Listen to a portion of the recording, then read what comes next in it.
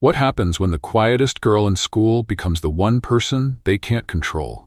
At first, they laughed, then they pushed, then they got scared. Naomi didn't raise her voice, she didn't fight for attention. But the day they tried to break her, they learned something no one expected. She wasn't the one who needed to be afraid.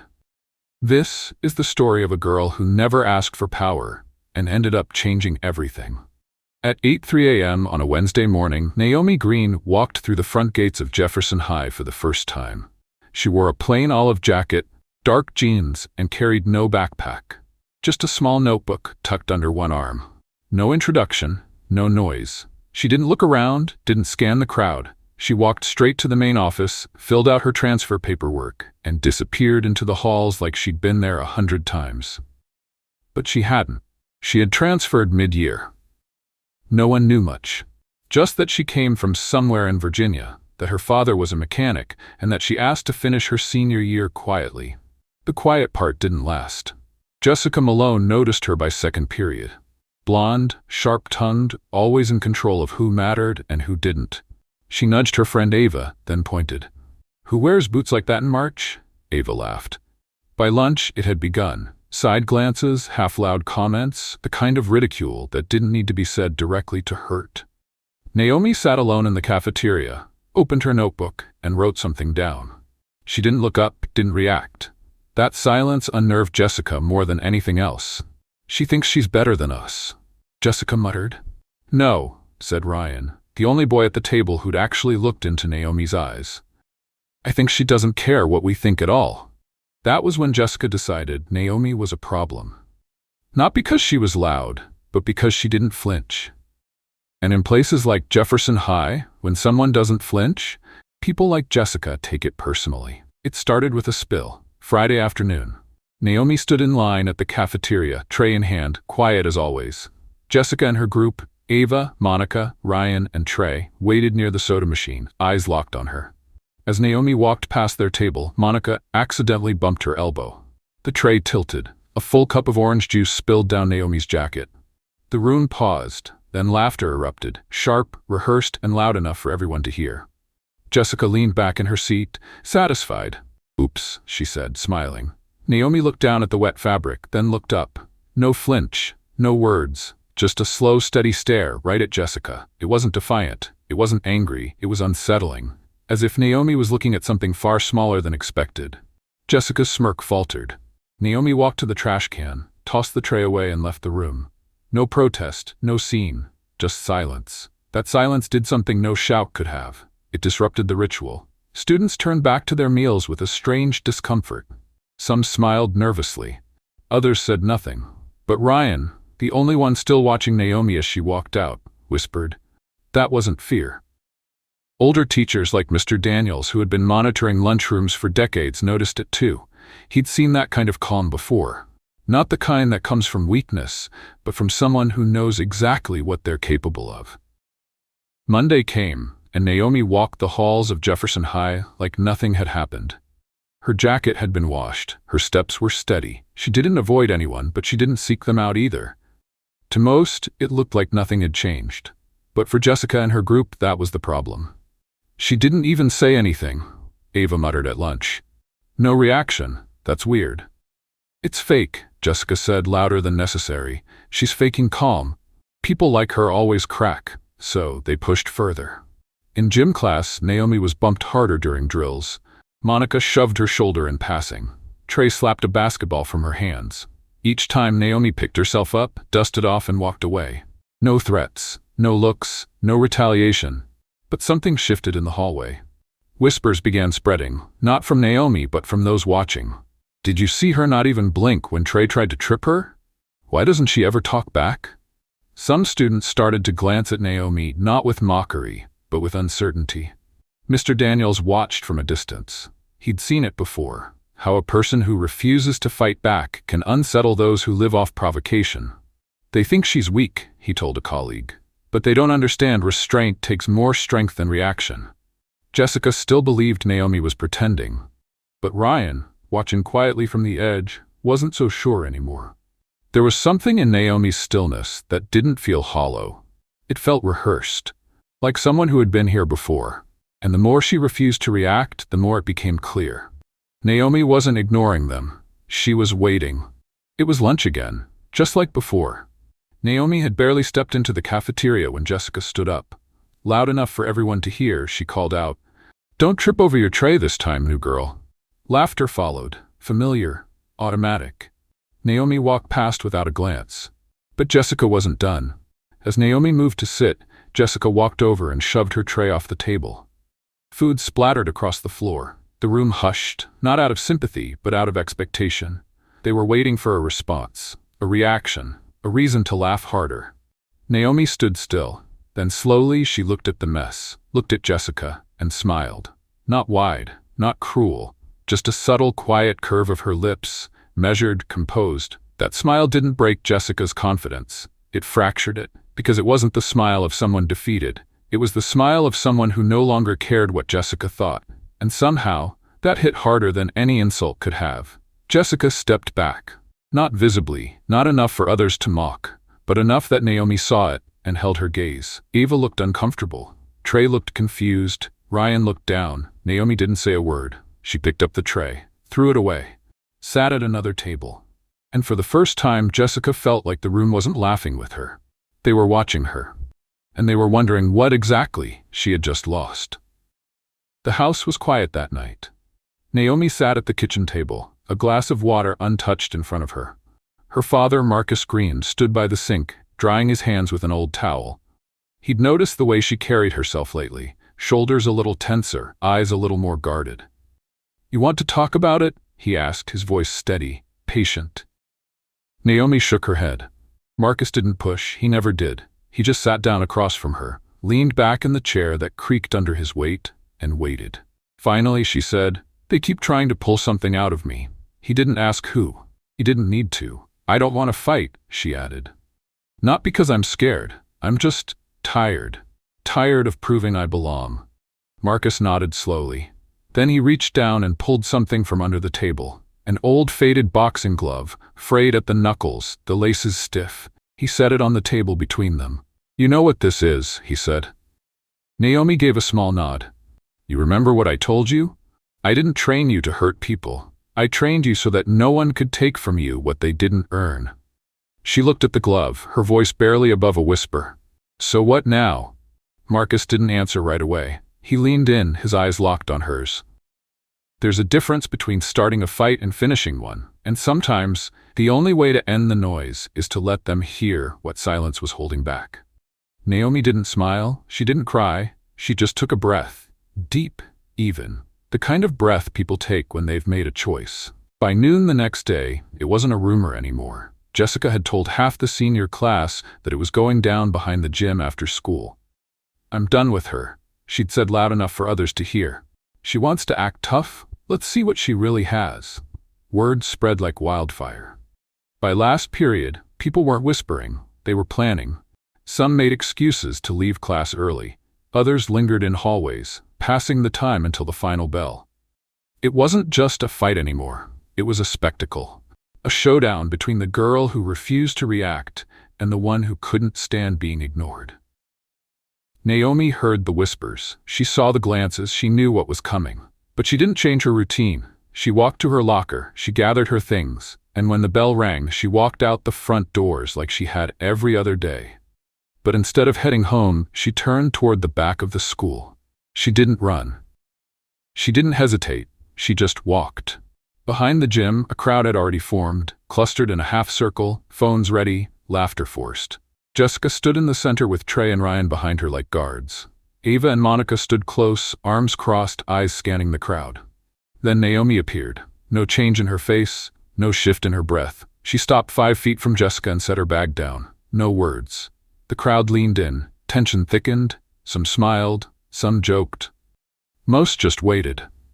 But one teacher, Mr. Daniels, who had followed from a distance, stood at the edge of the crowd. He didn't speak. He didn't interfere. He simply watched. And in that moment, he saw it before anyone else did. This wasn't going to be what they thought. Because Naomi hadn't come to prove anything. She had come to end something. Trey moved first.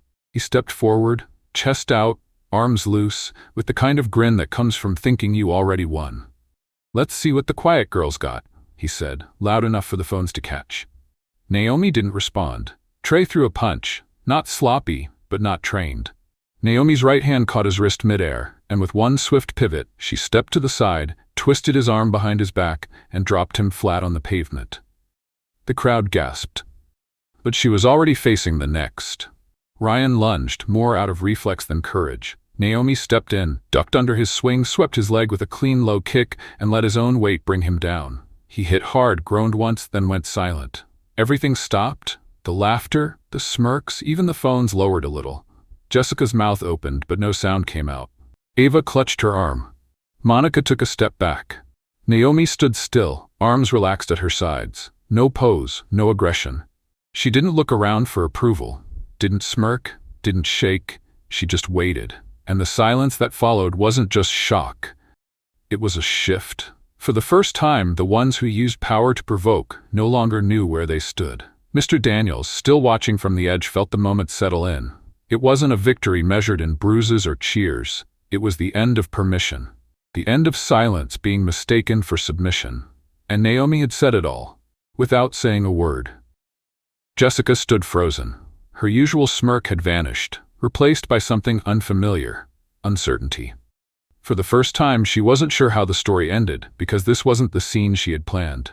Two of her boys were on the ground. The crowd was quiet, and Naomi was still standing there, calm, composed, unshaken. Jessica stepped forward anyway. Desperation moved her, not confidence. She grabbed a handful of Naomi's jacket from behind and pulled. Naomi didn't flinch. In one motion, she turned, caught Jessica's arm, and stopped her cold. Not with force, but with control. Jessica struggled, but Naomi didn't tighten her grip. She didn't shove. She just held her still. Then, softly, clearly, Naomi said, "You don't have power over me, and you never will." Jessica froze, not because of the words, but because of the tone. There was no anger in Naomi's voice. No need to prove anything. Just a final truth, delivered without fear. Naomi let go. Jessica staggered back, her balance gone, but it wasn't the stumble that broke her. It was the realization that Naomi hadn't come here to win. She had come to end it. Naomi picked up her bag, turned, and walked away. No victory pose, no backward glance. And behind her, the crowd parted, not because they were afraid, but because they no longer knew who they were siding with. The fight was over, but the shift had just begun. The next morning, the halls of Jefferson High felt different. Jessica walked in without her usual entourage. Ava and Monica trailed behind, but didn't hover. Ryan avoided eye contact. Trey didn't show up at all. Students glanced at her, but not the way they used to. There was no awe, no fear, just curiosity. And maybe, for the first time, pity. Naomi arrived 10 minutes later. No crowd followed her. She didn't carry herself like someone who had won anything. She wore the same jacket, the same expression. Calm, still, focused. In the cafeteria, she sat in the far corner like always, opened her notebook, began writing. Jessica approached slowly, her steps unsure. She didn't come with venom this time. She didn't say a word. Naomi saw her coming, closed her notebook, and stood up. They faced each other. No crowd gathered, no phones recorded. It didn't need witnesses. Naomi looked her in the eye, then simply said, "We're done." It wasn't a threat. It wasn't a challenge. It was a decision, a line drawn, quietly, finally.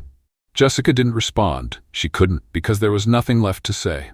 Naomi sat back down, opened her notebook, and kept writing.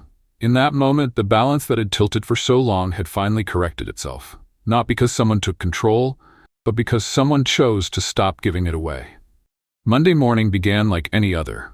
Students filed through the front doors of Jefferson High, heads down, earbuds in, backpacks slung low. But something hung in the air, an awareness that hadn't been there before. It wasn't tension, it wasn't fear. It was the quiet aftermath of a truth everyone had seen and no one could deny. Naomi walked to her locker the same way she always had. Alone, calm. But the stares she received were no longer mocking. They weren't even curious. They were reflective. Students who used to laugh with Jessica now looked away. Some nodded. A few said nothing at all, but their silence no longer carried cruelty. In third period, Mr. Daniels paused his lecture. Then, without naming names, he spoke. Some people think strength is about who gets the last word. It's not. Strength is about knowing when not to use your fists and when not to shrink from what's right. No one said a word. Jessica didn't sit in the back like she used to. She chose a seat by the door. Her voice, once quick and sharp, stayed quiet, not silenced, just subdued. There was no public apology, no grand scene, but her grip on the room had loosened, and she knew it. Later that day, a handwritten note appeared on Naomi's desk. No name. Just 7 words. Thank you for showing me another way. Naomi folded the paper once, slipped it into her notebook. She didn't look around to see who had left it. She didn't need to. Because the change she brought didn't need to be loud. It had already started moving, quietly, steadily, through the ones who had watched and stayed silent. And now they were listening to a different kind of silence. The kind that comes after a room exhales. The kind that lingers when something has finally shifted. Naomi never asked for the attention. She wasn't interested in being a voice for anyone but herself. After everything that happened, she could have faded back into the background, quiet, invisible, untouched. But she didn't. Not because she wanted recognition. Not because she had something to prove. She simply understood that some moments leave a mark. And when they do, you don't go back to who you were before. She started writing more. Not about the fight. Not about Jessica. But about choice. About silence. About the right to exist without asking for permission. One of her essays, shared quietly with her English teacher, ended up in the hands of the school counselor. Then, with permission, in the hands of the principal. A week later, the school started a writing project called What Strength Means to Me. It wasn't mandatory, but it spread. Freshmen wrote about fear. Juniors wrote about family. One girl who had barely spoken all year wrote about not being allowed to speak her native language at home. Naomi didn't comment on any of it. She just kept writing. One afternoon, she stayed behind in the library to finish a piece. The librarian, an older woman who rarely spoke unless asked, walked by and gently placed a folded newspaper beside her. The school had published Naomi's essay. She didn't smile, but she read every word again, slowly. Not to admire herself, but to remember. These weren't just words. They were reminders of what she had endured, of what she had chosen not to become, and of the quiet path forward, not paved with attention, but with resolve. She never wanted to lead. She just refused to hide, and that was enough. In a world that often rewards volume over values, Naomi's story reminds us that true strength doesn't need to announce itself. It sits quietly in the corner, watching, waiting, choosing when and how to respond. For many who've been underestimated, dismissed, or pushed aside, this story speaks directly to the heart. It shows that silence is not weakness. It can be discipline, dignity, and in some cases the strongest form of resistance. Naomi didn't retaliate to be seen or to dominate. She simply refused to be diminished. And in doing so, she reminded everyone that the power others think they hold only exists when we hand it to them.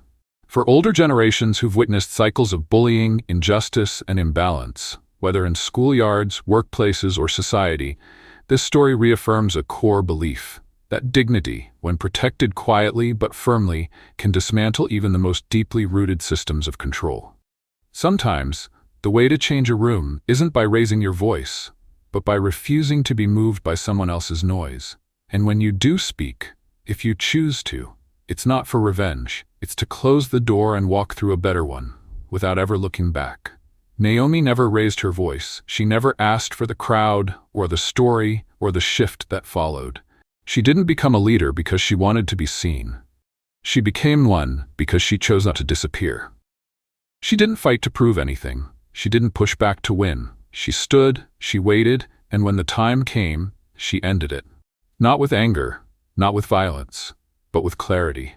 Because sometimes justice doesn't come with noise. It comes with stillness. And in a world that often mistakes silence for surrender, Naomi showed what it truly means to reclaim your place, on your own terms. She didn't replace anyone. She didn't wear a crown. She just walked forward.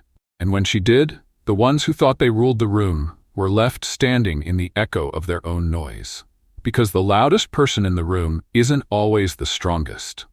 Sometimes, it's the one who never needed to be loud at all. If you've ever stayed silent not out of fear, but because you knew who you were, comment 1.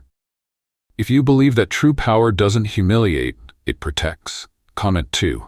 And if this story stayed with you long after the final word, subscribe for more stories that remind us justice isn't always about what's said. Sometimes it's about what's no longer tolerated.